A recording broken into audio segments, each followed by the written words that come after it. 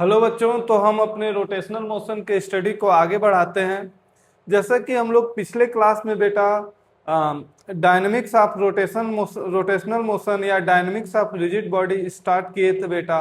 और उसमें क्या किए थे, हम लोग एक स्पेशल कंडीशन इम्पोज किए थे और बोले थे कि जो हमारा रिजिड बॉडी होगा बेटा, किसी फिक्स एक्सिस के अबाउट क्या करेगा, रोटेट करेगा। यानी हमेशा एक ही फिक्स एक्सिस के अबाउट क्या करेगा, हमारा बॉडी रोटेट करेगा। यानी और उसको क्या हम लोग बोले थे, प्योर रोटेशनल मोशन बोले थे।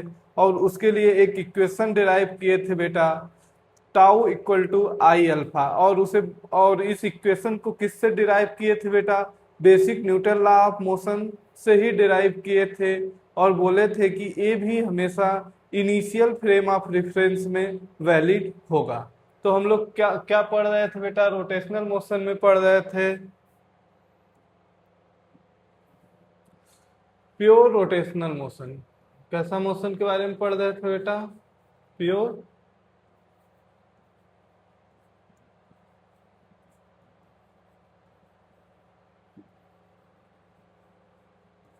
प्योर रोटेशनल मोशन, या इसको बोल सकते हैं बेटा, क्या बोल सकते हैं, मोशन ऑफ रिजिड बॉडी। क्या बोल सकते हैं बेटा, रोटेशन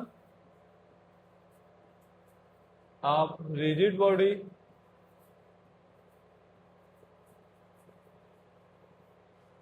अबाउट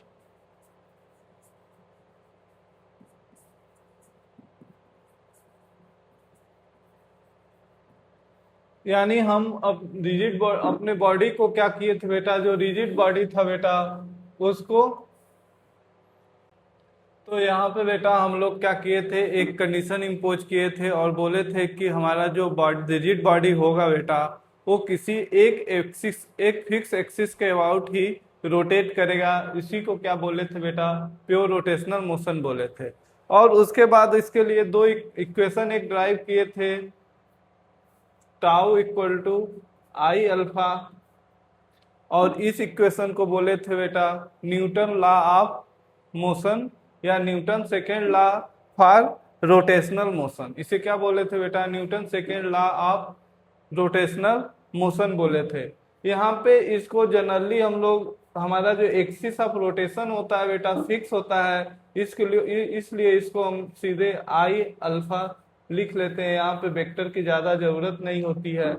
और एक किससे डिराइव हुआ था बेटा, एक Newton law, F net equal to M centre of mass. और बोले थे कि बेटा ये जो इक्वेशन होता है बेटा, ये हर काइंड के बॉडी के लिए और हर काइंड के मोशन के लिए क्या होता है, अप्लीकेबल होता है बेटा, बशर्ते ये उस ऑब्जर्वर के लिए अप्लीकेबल होता है बेटा जो observer inertial frame of reference में हो। इनर्शियल फ्रेम ऑफ रेफरेंस का सबसे अच्छा डिफिनेशन होता है बेटा, ऐसा अगर कोई ऑब्जर्वर उस फ्रेम में हो जहां से वह ऑब्जर्व करता है कि बेटा किसी भी बॉडी पे जो फोर्स लग रहा है, अगर वो जीरो है तो उसका एक्सेलरेशन भी क्या हो, जीरो हो। तो ऐसा फ्रेम क्या कहलाता है बेटा, इनर्शियल फ्रेम ऑफ रेफरेंस कहलाता है बेटा। अगर कोई ऑब्जर्वर एक्सेलरेट कर रहा है, सपोज करो अगर कोई ये यहाँ पे एक एग्जाम्पल से देखते हैं बेटा, अगर ये कोई मास है बेटा, अगर ये रेस्ट में है, अगर मैं एक्सेलरेटेड हूं और इसको देखता हूं, तो अगर मैं इस डायरेक्शन में एक्सेलरेटेड हूं तो ये बॉडी किस डायरेक्शन में एक्सेलरेटेड दिखाई देगी, इस डायरेक्शन में, जबकि ये रेस्ट में है। तो हम क्या कर रहे हैं, हम एक्सेलरेटेड फ्रेम में है, तो इसका मतलब हम क्या हो गए, नॉन इनिशियल फ्रेम में है, क्योंकि यहाँ पे न्यूटन लॉ वैलिड नहीं होगा मेरे लिए। मैं जो ऑब्जर्वर हूं, मेरे लिए न्यूटन लॉ वैलिड नहीं होगा बेटा। तो यानी कि ये दोनों इक्वेशन किसके लिए होता है, इनर्शियल फ्रेम ऑफ रेफरेंस में ही वैलिड होता है। अब यहाँ पे एक चीज और देखना होता है बेटा कि ये जो फार, ये आप देखोगे फार रिजिड, यहाँ पे एक नोट लिख लेते हैं बेटा,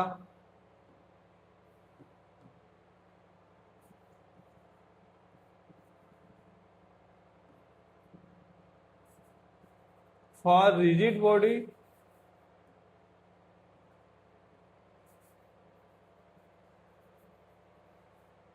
for rigid body in pure rotation,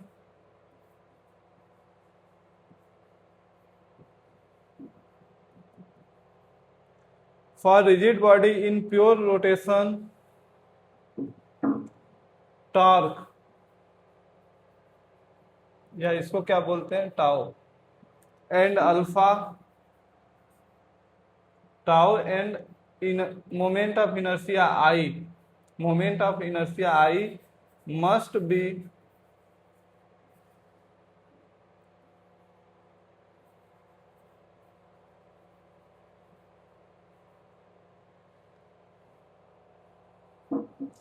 B calculated about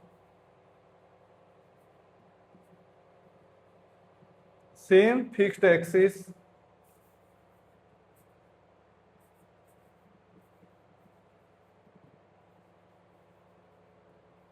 which is passes through hinge, hinge point are pivoted.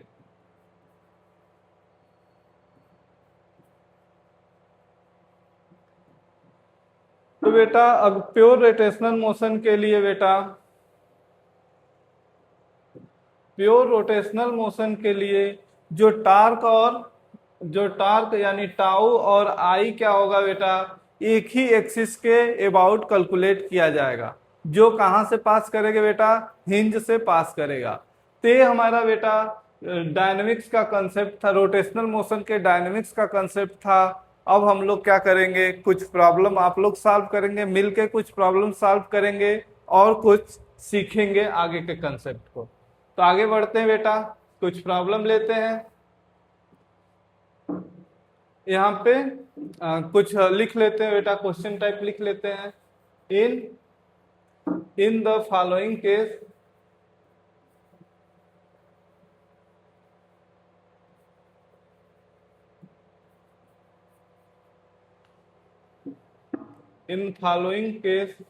rod is lie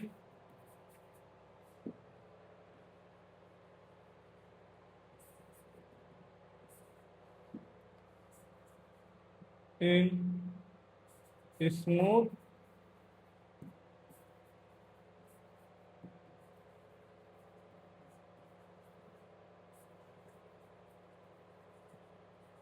कहाँ लाई करता है बेटा, स्मूथ हॉरिजॉन्टल सरफेस में, such that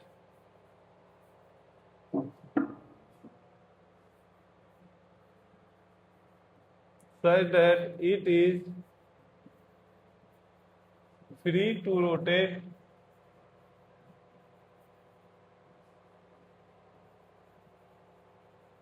about fixed axis which is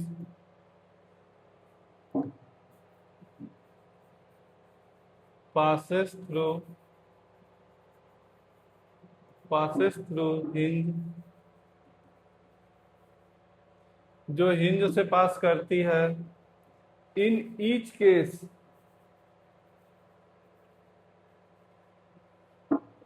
find angular velocity alpha, find angular accelerator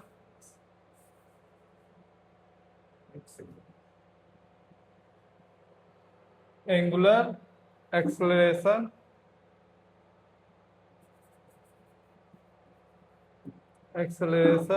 alpha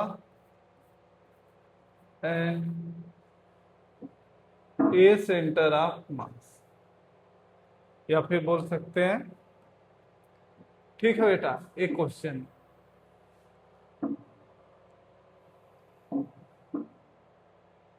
ये हमारा question है बेटा, general question. इसके अंदर हम एक क्वेश्चन लेते हैं, एक कंडीशन लेते हैं बेटा। कंडीशन क्या है बेटा, यहाँ पे लेते हैं,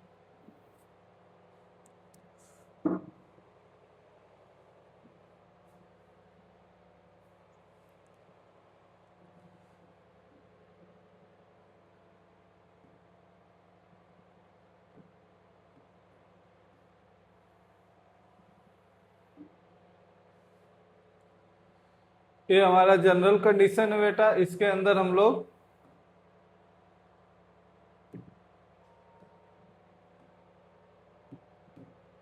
ये हमारा जनरल कंडीशन है बेटा, इसके अंदर हम लोग पहला लेते हैं कि एक हमारा रॉड है बेटा, थिन रॉड है, जिसका लेंथ कितना है बेटा, 4 मीटर लेंथ है, और ये इस पॉइंट पे ए पे क्या है बेटा, हिंज है। इस पॉइंट पे हिंज है, ऐसे हिंज है, ये एक हॉरिजॉन्टल सरफेस में बेटा। अगर इसका मतलब एम जी क्या करेगा बेटा, इसके अंदर प्लेन के अंदर लगेगा और नॉर्मल फोर्स परपेंडिकुलर आउटवर्ड लगेगा, जो एक दूसरे को कैंसिल कर देगा बेटा। और यहाँ पे एक फोर्स लग रहा है बेटा, और ये फोर्स कितना लग रहा है, यहाँ से 30 डिग्री पे, और यहाँ पे एक फोर्स यहाँ से 1 मीटर की दूरी पे एक फोर्स लग रहा है बेटा, 8 न्यूटन।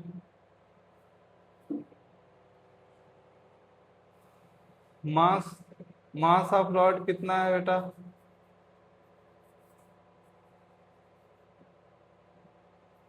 3 kg।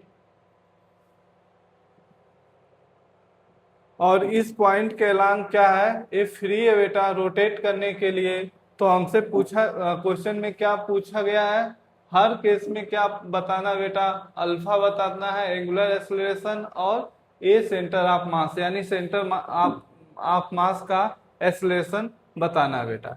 ये क्वेश्चन हो गया। अच्छा, हर बार तुम ध्यान दोगे कि क्वेश्चन का फिगर अलग रखोगे और सोल्यूशन का फिगर अलग रखोगे, क्योंकि रिवीजन करते समय बेटा बहुत हेल्प मिलेगी। ठीक है, यहाँ पे देखते हैं बेटा कैसे सॉल्व करेंगे इस क्वेश्चन को। यहाँ पे एक रॉड था, और यहाँ से इस पॉइंट यहाँ पे हिंज है, और यहाँ से 1 मीटर की दूरी पे 8 न्यूटन का फोर्स है बेटा, और यहाँ पे फोर्स है ये 20 न्यूटन है बेटा, लिखना भूल गए। यहाँ पे एक फोर्स लग रहा है 20 न्यूटन का, और ये एंगल कितना है बेटा, 30 डिग्री है। अगर इसको ऐसे तोड़ दोगे, अब यहाँ पे क्या करेंगे, इस रॉड पे टॉर्क कैलकुलेट करेंगे। हम क्या करेंगे, पहले टॉर्क कैलकुलेट करेंगे, टॉर्क इक्वल टू क्या कर देंगे, आई अल्फा कर देंगे, और इससे हमें अल्फा मिल जाएगा। फिर अल्फा के हेल्प से क्या कर लेंगे, ए सेंटर ऑफ मास निकाल लेंगे कि ए कितना हो जाएगा, ए सेंटर ऑफ मास कितना हो जाएगा बेटा, ए सेंट्रीपिटल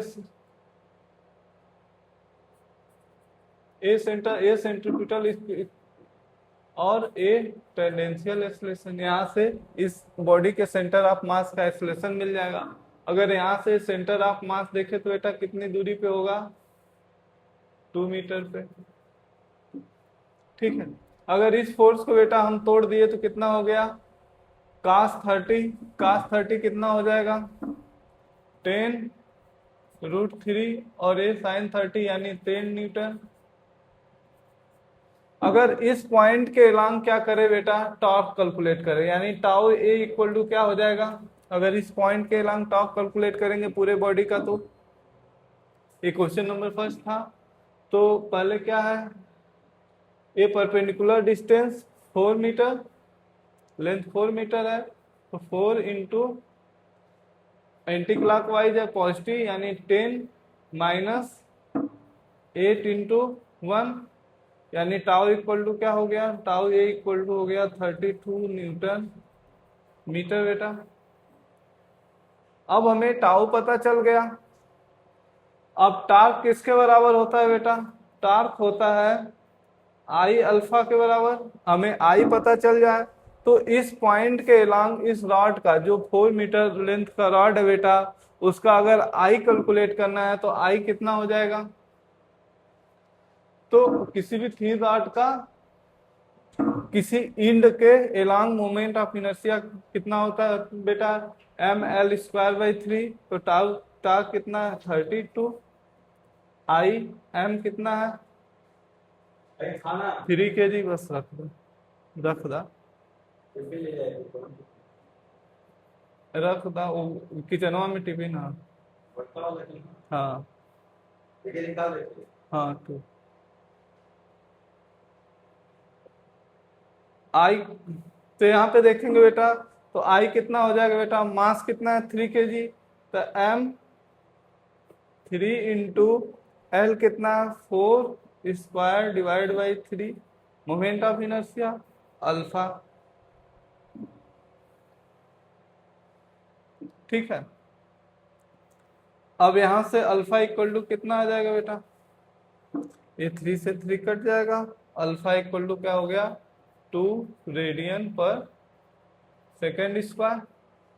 ठीक, अब इस पॉइंट का बेटा हमें क्या पता चल गया, अल्फा पता चल गया। अल्फा किधर होगा, ऐसे पॉजिटिव टार्क है तो अल्फा ऐसे होगा, ऐसे रोटेट करेगा बेटा। जब रोटेट करेगा बॉडी तो यहाँ पे ध्यान देना, यहाँ पे एक एक्सेलरेशन क्या होगा ए टी, इसे बोलेंगे टेंडेंशियल एक्सेलरेशन, ये सेंटर ऑफ मास है बेटा।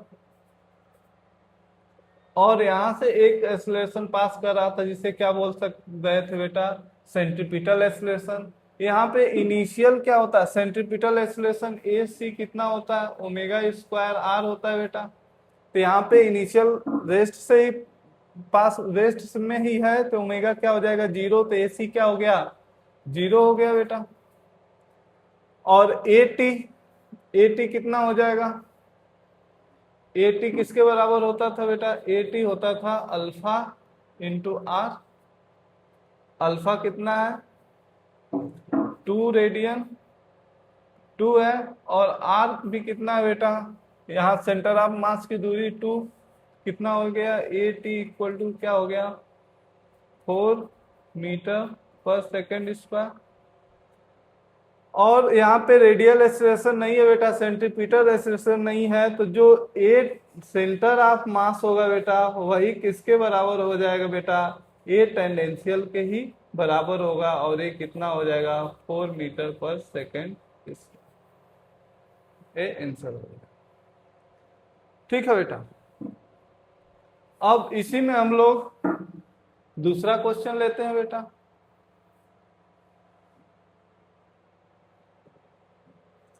दूसरा क्वेश्चन क्या है बेटा, यहाँ पे एक रॉड है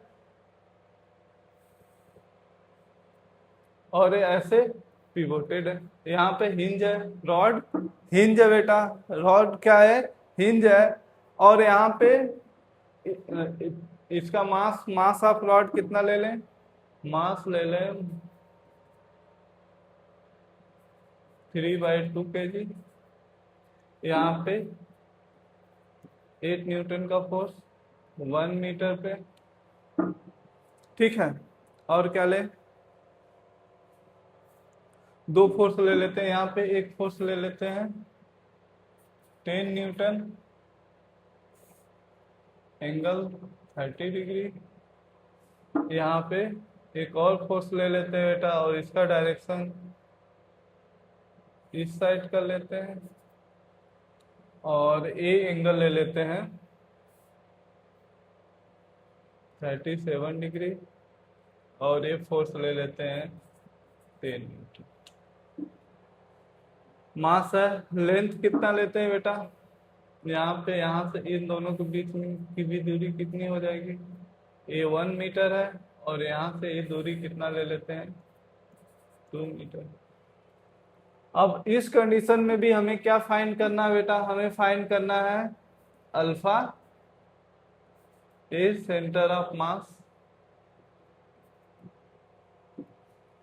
यहाँ पे 2 केस ले लेते हैं बेटा, एक केस बना लेते हैं जब ये रेस्ट से रिलीज हो, ये क्या हो रेस्ट से रिलीज हो, यानी ओमेगा क्या हो, पहला केस में ओमेगा इनिशियल ओमेगा जो है 0 हो।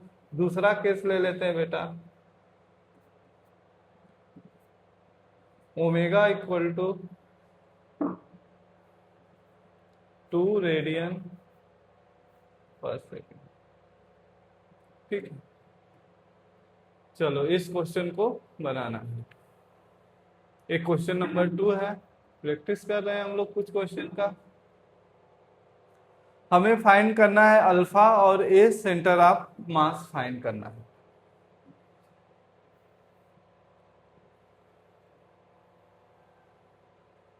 खुद से लगाओ, बिना खुद प्रैक्टिस किए बेटा सोल्यूशन नहीं देखना है। एक बार खुद से ट्राई करो, फिर उसके बाद सोल्यूशन ही देखना है। ठीक, यहाँ पे रॉड था बेटा 4 मीटर पे, यहाँ पे कितना था, ये हिंज है, यहाँ पे 8 न्यूटन का फोर्स है, यहाँ पे पॉइंट है। हमेशा सोल्यूशन का फिगर और क्वेश्चन का फिगर अलग अलग होना चाहिए बेटा।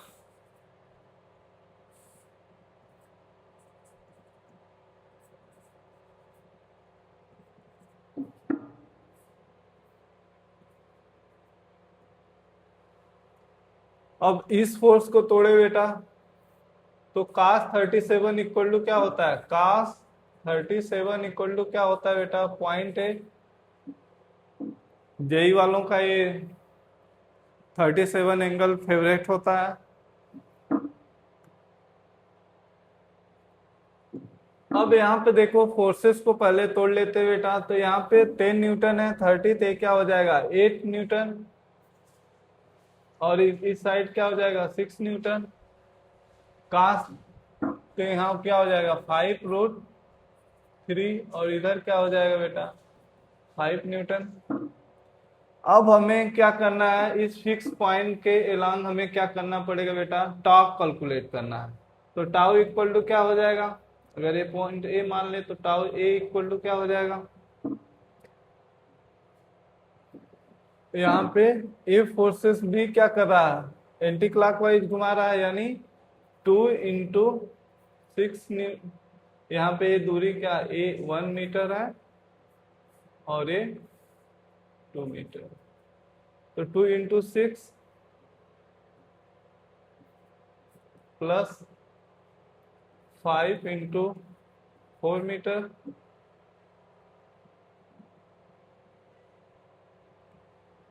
मास कितना लिए, और किस -8 × 1, तो टाउ ए इक्वल टू क्या हो जाएगा बेटा 20, 20 और 12 32, यहाँ पे क्या हो जाएगा 24 Newton metre. Tau equal to क्या होता है आई अल्फा, टाउ कितना है 24 इक्वल टू आई, एम कितना है 3/2 एम एल स्क्वायर, एल पूरा क्या होगा 4 मीटर स्क्वायर डिवाइड बाई 3, ये आई हो गया, ये अल्फा, 3 से 3 कट जाएगा, ये 16, अल्फा इक्वल टू क्या हो जाएगा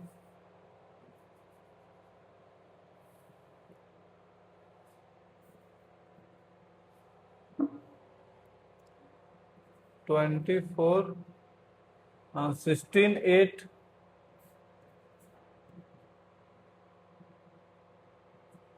3 रेडियन पर सेकेंड स्क्वायर। अब यहाँ बेटा हम लोग कौन सा केस लेंगे, पहला केस लेते हैं। पहले केस में क्या बोला गया है, ओमेगा 0 है बेटा, तो ओमेगा 0 है तो यहाँ से अगर ए बॉडी क्या कर रही है, अल्फा से ऐसे रोटेट कर रहा है, अल्फा से रोटेट कर रहा है, तो ए वाला एक्सेलरेशन क्या हो जाएगा AT हो जाएगा, और ए AC हो जाएगा। अब यहाँ पे AT इक्वल टू क्या हो जाएगा अल्फा आर, अल्फा कितना है बेटा 3 मल्टीप्लाई बाई आर कितना है 2, यानी 6 मीटर सेकेंड स्क्वायर। अब AC क्या होता है centripetal omega square are, omega 0 है तो ये वैल्यू क्या हो जाएगी 0 हो जाएगी, यानी पहले केस में बेटा ये सेंटर ऑफ मास किसके बराबर हो जाएगा, टेंडेंशियल एक्सेलरेशन के बराबर होगा बेटा, और इसकी वैल्यू क्या हो जाएगी 6 मीटर पर सेकेंड स्क्वायर।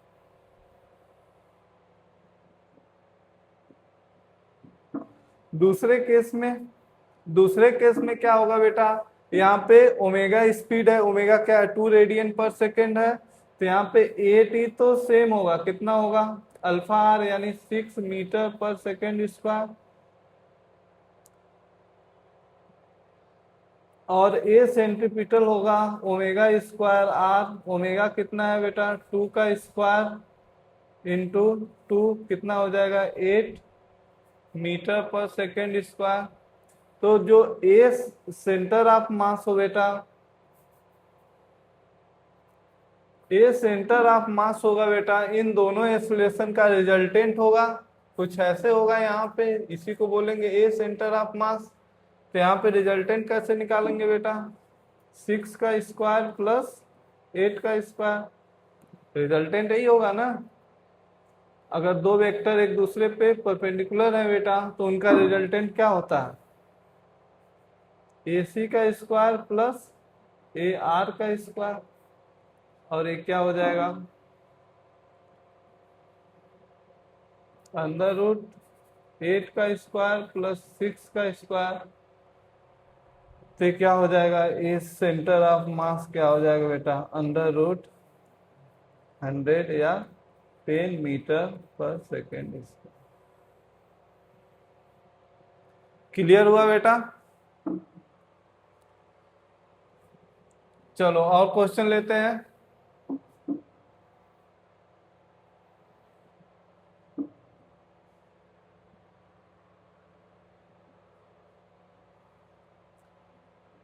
तीसरा क्वेश्चन तुम लोग खुद से करोगे बेटा। एक रॉड है,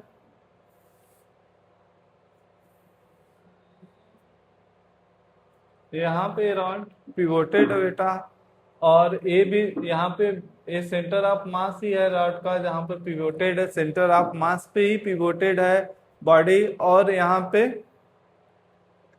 एक 10 न्यूटन का फोर्स है, कितने एंगल पे बेटा 37 डिग्री पे, और यहाँ पे भी एक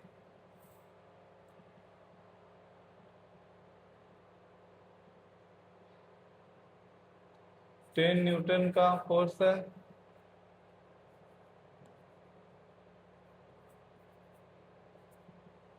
कितने एंगल पे 30 एंगल पे, और यहाँ से 1 मीटर की दूरी पे, यहाँ से 1 मीटर की दूरी पे एक और फोर्स है 6 मीटर। और mass of the mass of rod क्या है,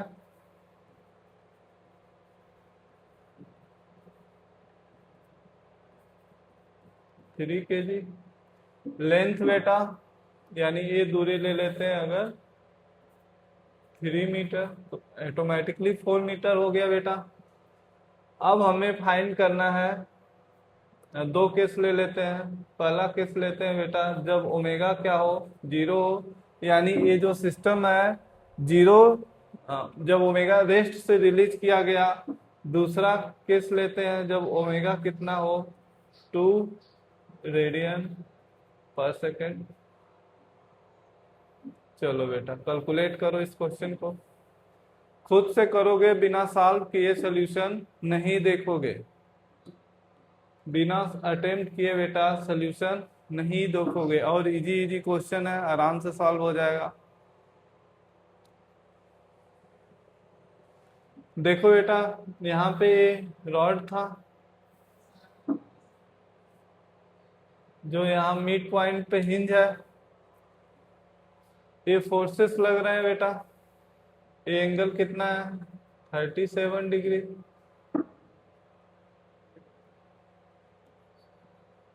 रंगीन करते हैं थोड़ा अच्छा लगेगा। अगर ये 10 न्यूटन है तो ये बेटा ए फोर्स कितना हो जाएगा बेटा 8 न्यूटन, और ए फोर्स कितना हो जाएगा 6 न्यूटन, और यहाँ पे कितना था 10 था, ए वाला कितना हो जाएगा, ये थीटा 30 था, 30 था बेटा cos 30, 5√3 हो जाएगा बेटा। ये 5 न्यूटन, ये कितना था 10 न्यूटन था, और यहाँ से एक 6 न्यूटन, और ये दूरी कितनी है 1 मीटर। अब इस हिंज पॉइंट के अलांग हमें टाउ कैलकुलेट करना है। अगर इस हिंज पॉइंट को ए मान लेते हैं तो टाउ ए इक्वल टू क्या हो जाएगा। अब देखो, ये जो फोर्स है, ये फोर्स इसको एंटी क्लॉकवाइज घुमाएगा बेटा, और ये फोर्स क्या करेगा क्लॉकवाइज घुमाएगा, और ये भी फोर्स क्या करेगा क्लॉकवाइज घुमाएगा। तो यहाँ पे ले लेते हैं ओमेगा का, यहाँ पे साइन कुछ भी लोगे चलेगा।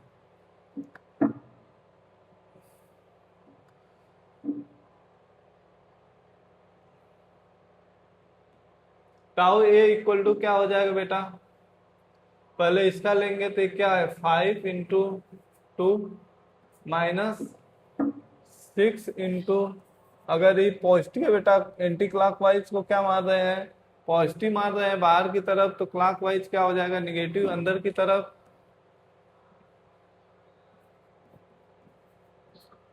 -6 × 1,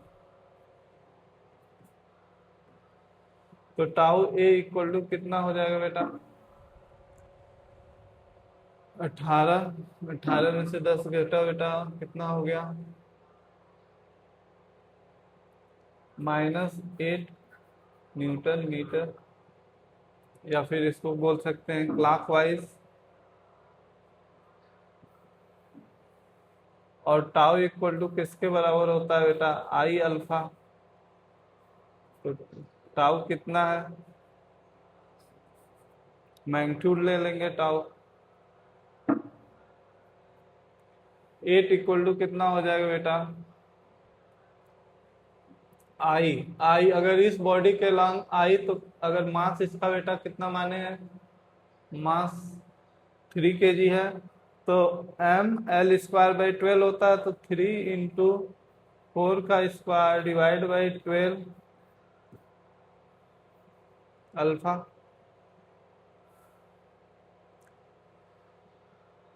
और यहाँ से अल्फा इक्वल टू कितना आ जाएगा बेटा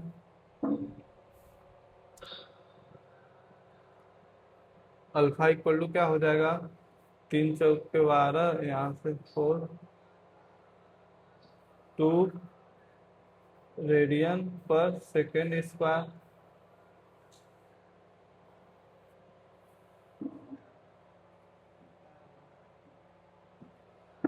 अब पहला केस लेते हैं बेटा, अगर पहला ही केस लेते हैं तो यहाँ पे ये सेंटर ऑफ मास यही है, और इसी के अलांग क्या हिंज है बेटा, इस बॉडी का अल्फा हमें फाइंड, अल्फा तो मिल गया 2 रेडियन/सेकेंड², यानी ये बॉडी क्या कर रही है इतने अल्फा से रोटेट कर रही है। और ए सेंटर ऑफ मास क्या होगा बेटा, अगर ये बॉडी यहीं पे हिंज है और यहीं पे हो, तो ए सेंटर ऑफ मास क्या हो जाएगा बेटा 0 हो जाएगा।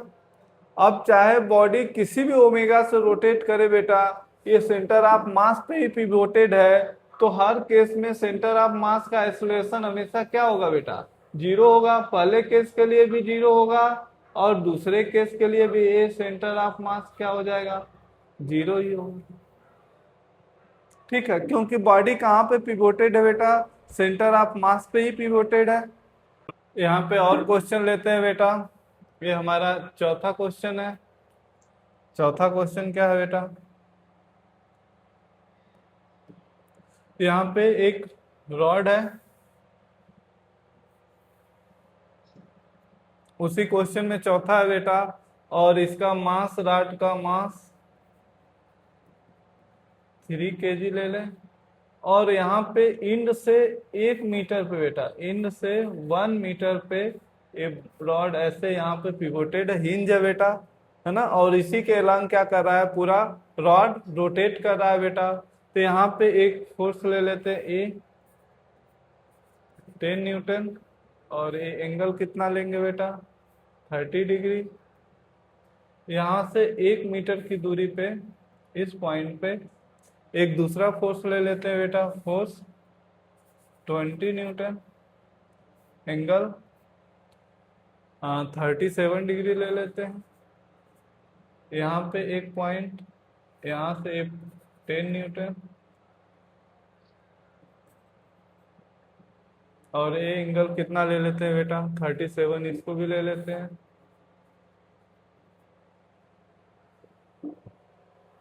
मास ए हो गया बेटा, पिवोटेड है।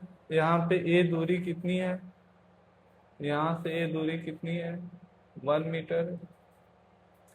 अब इस क्वेश्चन को सॉल्व करो बेटा। क्या फाइंड करना है हमें? फाइंड करना है अल्फा, और क्या फाइंड करना है बेटा? ए सेंटर ऑफ मास फाइंड करना है। दोनों केस, दो केस ले लेते हैं। एक केस, कौन सा केस लेते हैं बेटा? जब ये पूरा सिस्टम क्या कर रहा है, रेस्ट से रिलीज हो रहा है, रेस्ट से रिलीज हो रहा है, यानी ओमेगा इक्वल टू क्या है 0। दूसरा केस ले लेते हैं बेटा, ओमेगा इक्वल टू 2 रेडियन पर सेकेंड, 2 रेडियन पर सेकेंड। चलो इस क्वेश्चन को सॉल्व करना है बेटा। इसका फ्री बॉडी डायग्राम ऐसे बनाएंगे। अगर ये क्या है बेटा, हमारा रिजिड रॉड है, और यहाँ पे पिवोटेड है ए 1 मीटर पे। अब ए फोर्स बेटा 10 न्यूटन है, और ये एंगल कितना है 30 डिग्री है।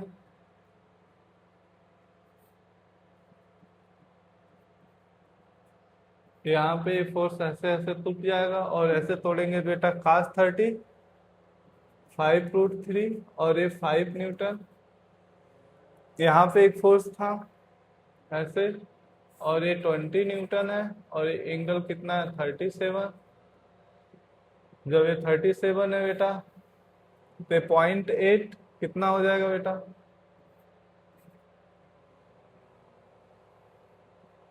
0.8 इंटू 16 न्यूटन हो जाएगा, और ये कितना हो जाएगा 12 न्यूटन। ए एंगल, यहाँ से ए एंगल कितना था 10 न्यूटन, और ये 37, ये क्या हो जाएगा 8 न्यूटन, और इधर कितना हो जाएगा बेटा 6 न्यूटन। अब इस पॉइंट को अगर ए मान लेते हैं, तो टाउ ए कितना हो जाएगा बेटा? तो ये दोनों फोर्सेस बेटा, ये दोनों फोर्सेस क्या कर रहा है, एंटी क्लॉकवाइज रोटेट कर रहा है, और ये फोर्सेस क्या कर रहा है, क्लॉकवाइज रोटेट कर रहा है। तो क्या हो जाएगा 12 into 1 plus 6 into 2 minus 5 into 1। तो टाउ ए इक्वल टू क्या हो गया बेटा 24 में से 5, 24 में से 19 न्यूटन मीटर। अब इस पॉइंट के अलांग क्या करेंगे हम, मोमेंट ऑफ इनर्शिया यानी आई ए पूरे रॉड का कैलकुलेट करेंगे बेटा। आई ए कितना हो जाएगा, अगर मास 3 kg है बेटा, तो पहले इसका सेंटर ऑफ मास के along moment of inertia 3 into 4² by 12। फिर यहाँ से क्या करेंगे 1 मीटर मूव करेंगे, तो 3 इंटू 1 का स्क्वायर। तो आई ए इक्वल टू कितना हो गया बेटा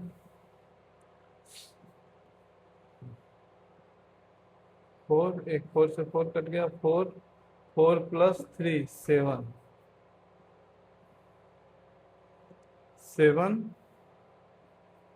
kg मीटर। आई ए हमें पता चल गया बेटा। जैसे ही हमें आई ए पता चला,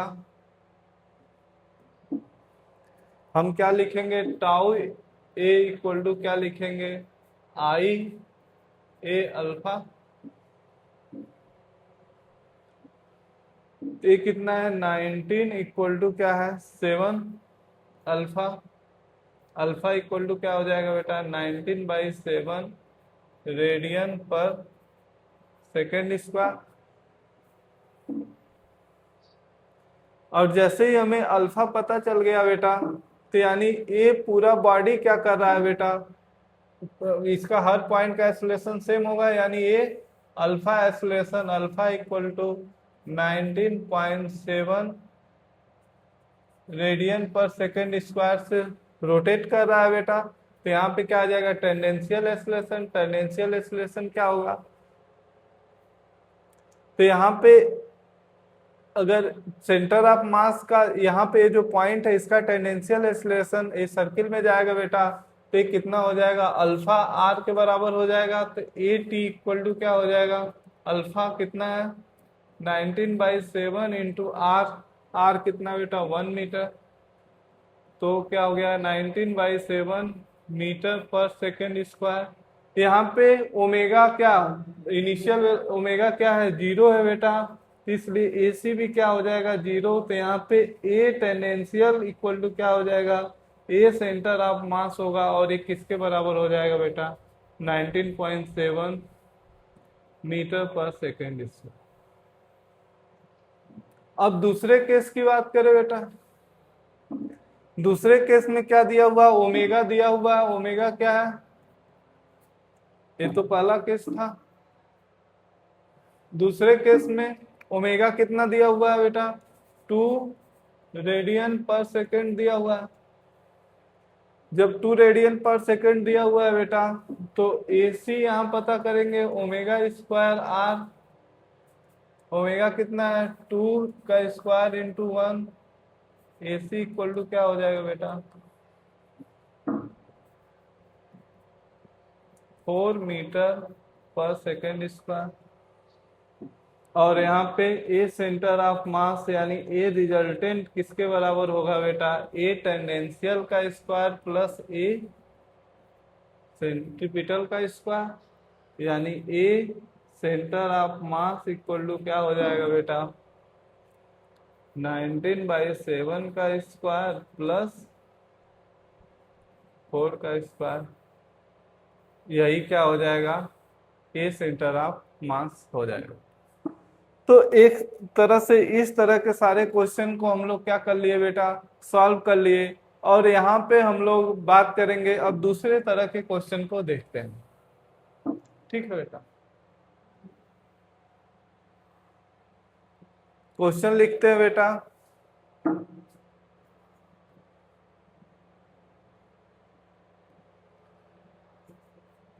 इन following case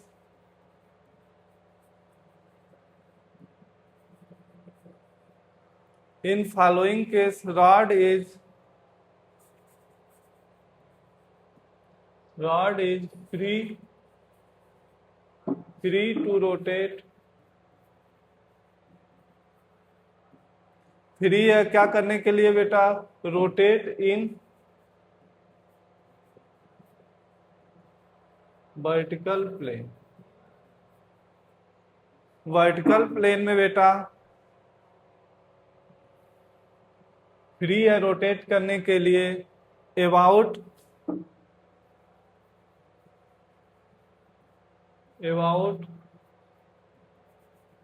horizontal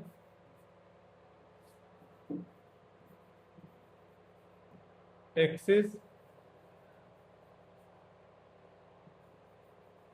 passing through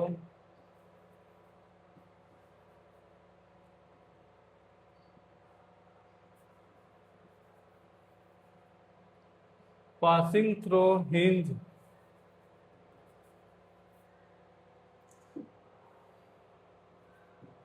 passing through hinged point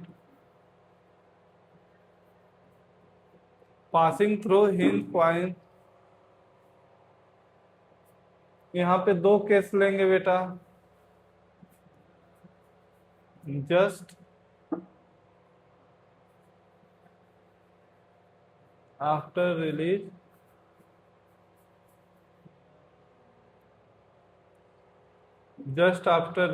दूसरा it has angular velocity omega full stop. In each case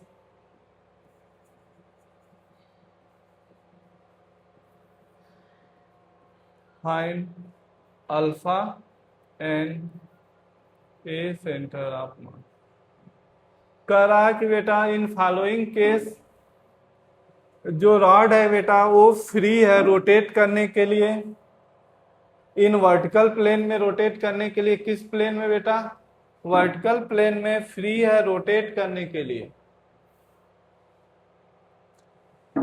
अब यहाँ पे पहला केस लेते हैं बेटा। पहला केस क्या है?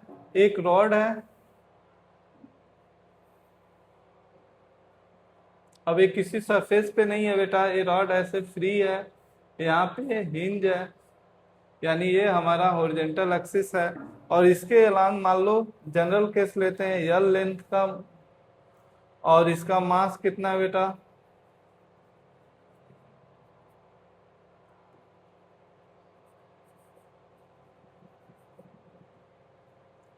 Mass of rod m kg मान लेते हैं।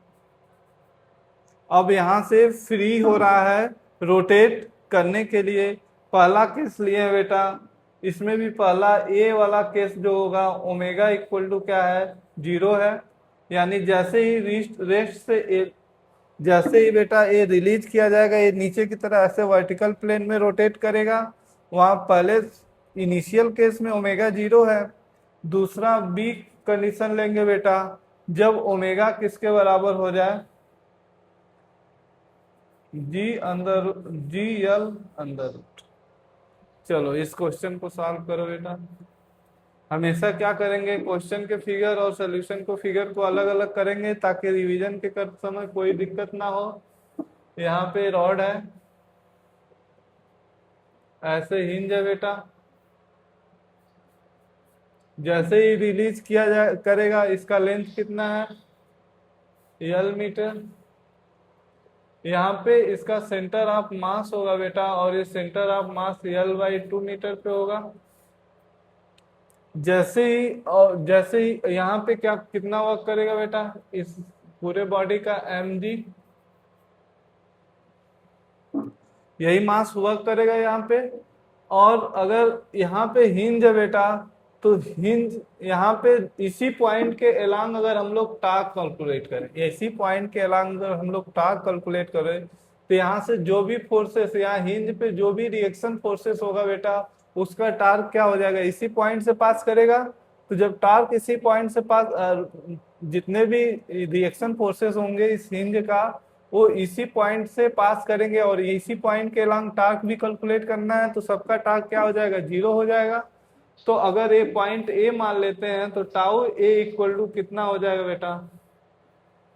mg force into L/2। और किस डायरेक्शन में होगा? ऐसे, इधर टॉर्क लगेगा।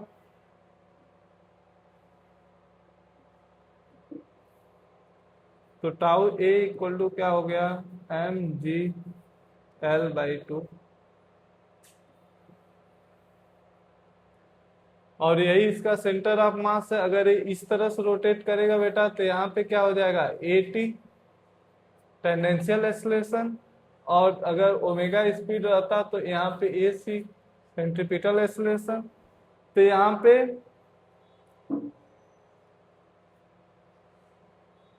टाउ इक्वल टू क्या होता है बेटा? I alpha. टाउ हमें पता है कितना आ गया? mg L/2 I। इस पॉइंट के लंग I क्या हो जाएगा? mL²/3 और इंटू अल्फा।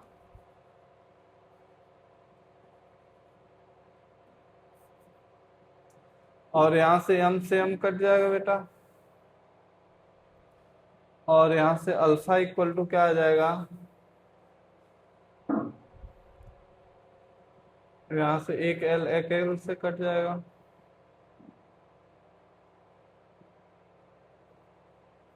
3g/2l।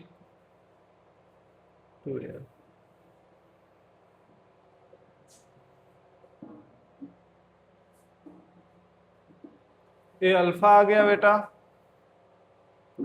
तो अल्फा से फिर क्या कर लेंगे? अब यहाँ पे टेंडेंशियल एक्सेलरेशन पहला केस लेते हैं, जब ओमेगा क्या है बेटा? 0 है। ओमेगा क्या है? यानी angular speed of the body क्या है? 0 है। तो ए टी इक्वल टू क्या हो जाएगा, अल्फा आर। तो ए टी इक्वल टू क्या हो जाएगा, अल्फा इसी पे centre of mass L by to के लेंथ पे जाएगा, तो यहाँ पे क्या alpha 3g 2l into L by two, l से एल कट जाएगा और टेंडेंशियल एक्सेलरेशन क्या हो जाएगा 3g/4।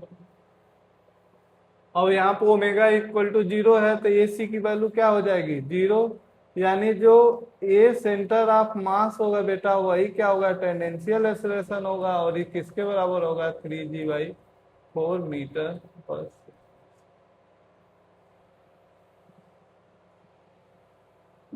और यहाँ पे दूसरा केस लेते हैं बेटा, यहाँ पे ध्यान दो, अगर यहाँ पे ओमेगा क्या है 2 रेडियन पर सेकेंड है, ओमेगा को थोड़ा सा, ओमेगा कितना लिए बेटा, ओमेगा क्या है यल अंडर रूट यल बाई जी है, तो यहाँ पे ए टी तो वही होगा, कितना होगा 3g/4।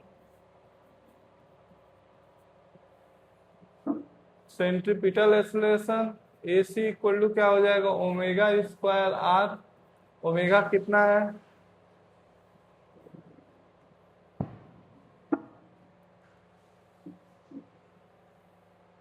Ji by under root g by l, तो under root g by L का square into L by two, a C equal to क्या हो जाएगा g l into L by two, l से एल कट जाएगा यानी g by to.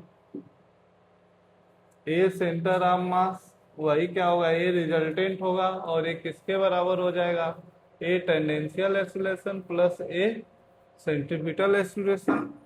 तो a centre of mass equal to कितना हो जाएगा, ए टेंडेंशियल कितना है बेटा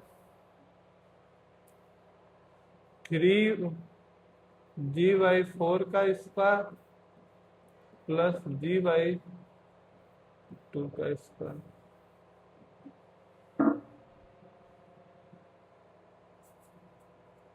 ए सेंटर ऑफ मास कितना हो जाएगा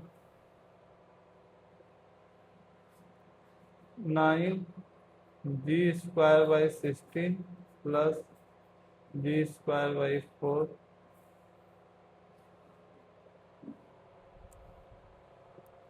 4 कितना हो गया बेटा 13, 4 चौक 16, 13/30 √30/4 जी। ए सेंटर ऑफ मास दूसरे केस में कितना हो जाएगा √13/4 मीटर पर सेकेंड। इस तरह से क्वेश्चन हो गया बेटा, ठीक। चलो एक क्वेश्चन और लेते हैं। क्वेश्चन जितने भी दिए जा रहे हैं बेटो सबको प्रैक्टिस करो, ये तो मैं सॉल्व किया, खुद से क्वेश्चन सॉल्व करोगे। कैसा क्वेश्चन है बेटा, सेम वैसे ही एक दूसरा ले लेते हैं। यहाँ पे पिवोटेड है, यहाँ पे मास दिया हुआ है, मास कितना है 3 kg, जी की वैल्यू क्या ले लेना 10 मीटर पर सेकेंड स्क्वायर, लेंथ कितना लोगे 4 मीटर ले लो।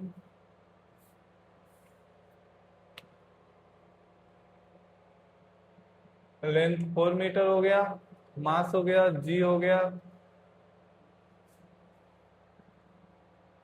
पहला अब हमें फाइंड क्या करना है, वही अल्फा और ए सेंटर ऑफ मास फाइंड करना है।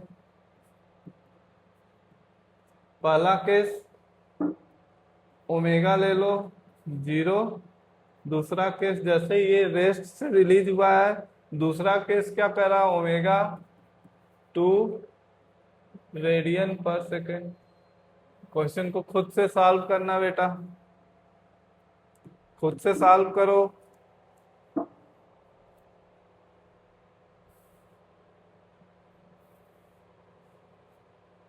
अब ऐसे पिवोटेड है, यहाँ से ए इसका सेंटर ऑफ मास है,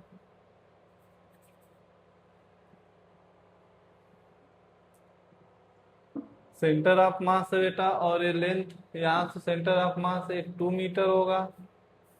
यहाँ पे इसका वेट काम करेगा कितना, 30 न्यूटन। पहले टाउ ए निकालेंगे, टाउ ए इस पॉइंट के लॉन्ग, तो क्या हो जाएगा 2 इंटू 30,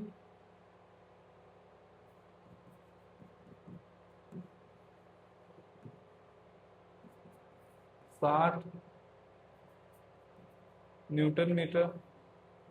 और टाउ इक्वल टू क्या होता है, आई अल्फा, तो 60 इक्वल टू आई कितना है, M 3 kg, L square by 12,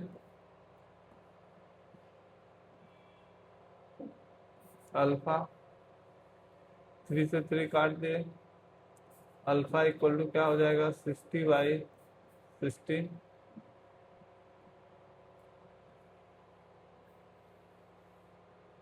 अब चूंकि पहला कंडीशन लेते हैं बेटा, पहला क्या ओमेगा 0 है, ओमेगा 0 है जो AT होगा, वही क्या होगा, ए सेंटर ऑफ मास होगा, और एक किसके बराबर होगा, अल्फा आर के बराबर। तो a centre of mass equal to क्या हो जाएगा, alpha 16/60, 60/16 multiply by r, r कितना हो जाएगा बेटा 2 metre. A centre of mass 16/8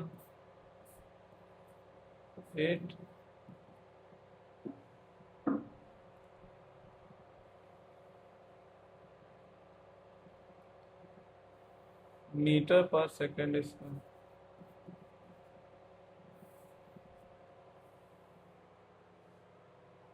या फिर इसको अगर और सॉल्व करोगे तो कितना हो जाएगा,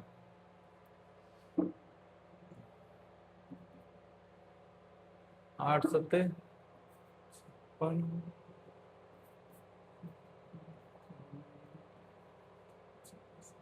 7.5 मीटर पर सेकेंड स्क्वायर।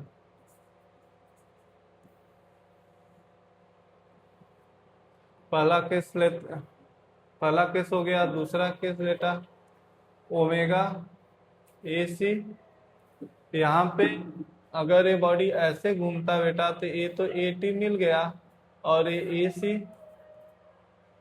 AC कितना हो जाएगा, ओमेगा स्क्वायर आर, ये 2 इंटू 2 का स्क्वायर कितना हो जाएगा 8 मीटर पर सेकेंड स्क्वायर। तो यहाँ ए सेंटर ऑफ मास दूसरे केसेस में क्या हो जाएगा, ए सेंट्रीपिटल का स्क्वायर, ए टेंडेंशियल का square, A centre of mass कितना हो जाएगा बेटा 7.5 का स्क्वायर अंडर रूट 8 का स्क्वायर अंडर रूट, यही हो जाएगा। इसको सॉल्व करके लिख लेना बेटा। यहाँ पे एक केसेस हो गया बेटा। आगे देखते हैं, एक क्वेश्चन और लेते हैं बेटा, तीसरा क्वेश्चन इस सीरीज में। यहाँ पे क्या है, एक एक्सिस है बेटा जिसके एलांग एक रॉड है,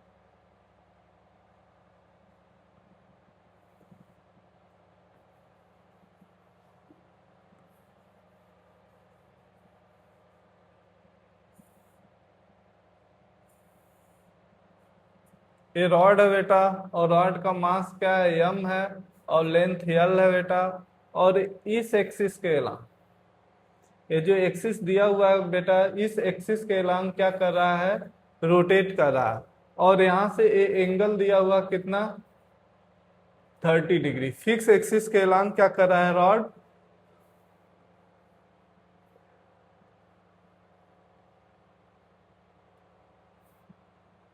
ये यहाँ पे क्या है बेटा, रॉड हिंज है, और ये क्या है फिक्स्ड।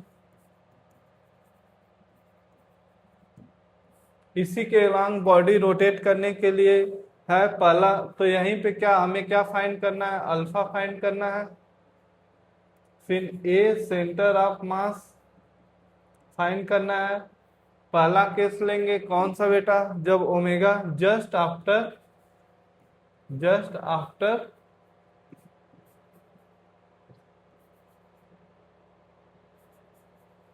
आफ्टर रिलीज, यानी क्या यहाँ पे क्या हो जाएगा, जस्ट आफ्टर रिलीज का मतलब ओमेगा क्या होना चाहिए, 0।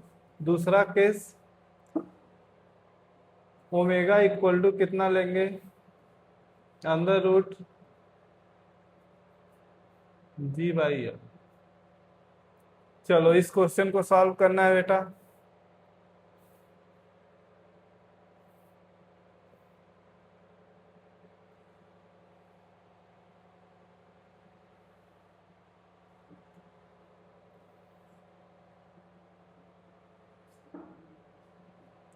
ये हमारा एक्सिस ऑफ रोटेशन है, यहाँ पे ये बॉडी ऐसे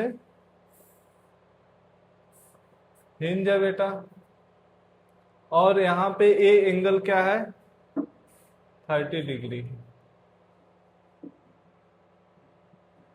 फ्री बॉडी डायग्राम बना के यहाँ पे इस बॉडी का वेट जो काम करेगा बेटा, यहाँ पे काम करेगा, इसके सेंटर ऑफ मास पे ए क्या है, रॉड का सेंटर ऑफ मास है, ऐसे काम करेगा mg, ठीक। और इसको क्या करेंगे, इसके परपेंडिकुलर, रॉड के परपेंडिकुलर और एलॉन्ग द रॉड तोड़ेंगे। अगर ए बेटा क्या है 30 डिग्री है, तो ए भी क्या हो जाएगा 30 डिग्री, तो ए क्या हो जाएगा mg sin 30, और ए क्या हो जाएगा इस डायरेक्शन में mg cos 30 बेटा। तो mg sin 30 की वैल्यू 0, यानी mg/2। अब इस टॉर्क निकालेंगे इस एक्सिस के लॉन्ग, तो बेटा इस यहाँ पे अगर ये हिंज है बेटा, तो इसका परपेंडिकुलर डिस्टेंस सही होगा। थोड़ा सा इसको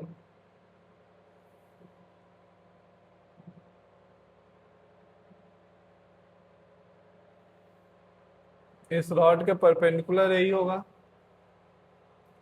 अब लेंगे बेटा टॉर्क, अगर ए पॉइंट पे हिंज है बेटा, टॉर्क अबाउट इसी पॉइंट पे टॉर्क लेंगे, तो यहाँ से परपेंडिकुलर डिस्टेंस ये हुआ, और ये परपेंडिकुलर फोर्स तो क्या हो जाएगा mg/2 इंटू L/2। ये टॉर्क हो गया बेटा। और टॉर्क इक्वल टू क्या होता है, टॉर्क इक्वल टू होता है आई अल्फा। तो टॉर्क क्या हो जाएगा mg/L/4 इक्वल टू आई। इस बॉडी का इस पूरा लेंथ है, तो इसके अलोंग अगर हमें मोमेंट ऑफ इनर्शिया पूछा जाएगा, तो क्या हो जाएगा mL²/3 इंटू अल्फा। m से m कट जाएगा बेटा, और l से l कट जाएगा। यहां से अल्फा इक्वल टू कितना आ जाएगा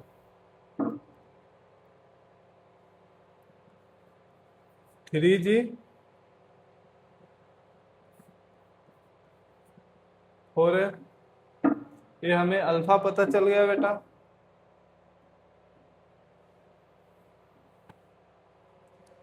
ये अल्फा पता चल गया बेटा। तो अब यहाँ पे हम अगर ये बॉडी ऐसे ही रोटेट करेगी, ऐसे ही बॉडी रोटेट करेगी बेटा, तो अगर ये अल्फा है तो ये टेंडेंशियल एक्सेलरेशन होगा at, और at किसके बराबर हो जाएगा बेटा, टेंडेंशियल एक्सेलरेशन r, पहला केस देख रहे हैं।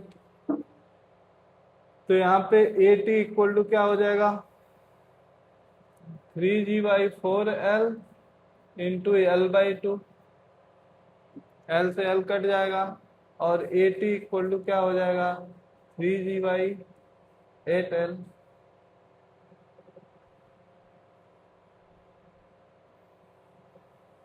और a सेंट्रीपिटल क्या है 0 है, क्योंकि ओमेगा 0 है। जब a सेंट्रीपिटल 0 है, तो यहाँ पे a सेंटर ऑफ मास किसके बराबर हो जाएगा, a सेंट्रीपिटल के, और a 3g/8 मीटर पर सेकेंड स्क्वायर। अगला केस लेते हैं बेटा। अब यहाँ पे ओमेगा दिया हुआ था, ओमेगा कितना दिया हुआ है जी बाई एल, तो ए सी क्या होता है बेटा, ओमेगा स्क्वायर, आर के बराबर होता है ओमेगा क्या है एल, जी बाई एल का square into L by two.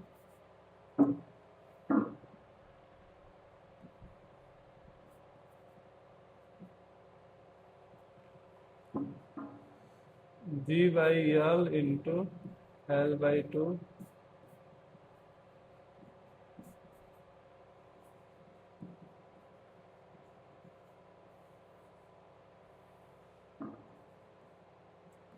इस केस में ए सेंटर ऑफ मास कितना हो जाएगा बेटा, ए टेंडेंशियल, ए सेंट्रीपिटल का स्क्वायर,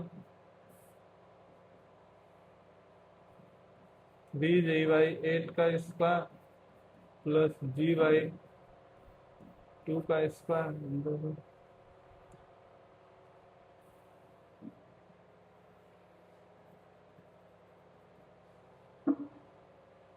9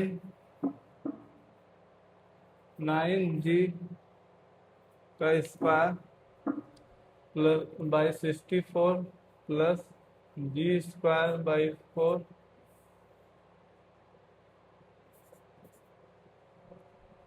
और यहाँ 60 क्या हो जाएगा 25 जी स्क्वायर बाई 64, यानी ए सेंटर ऑफ मास कितना हो जाएगा बेटा 5G बाई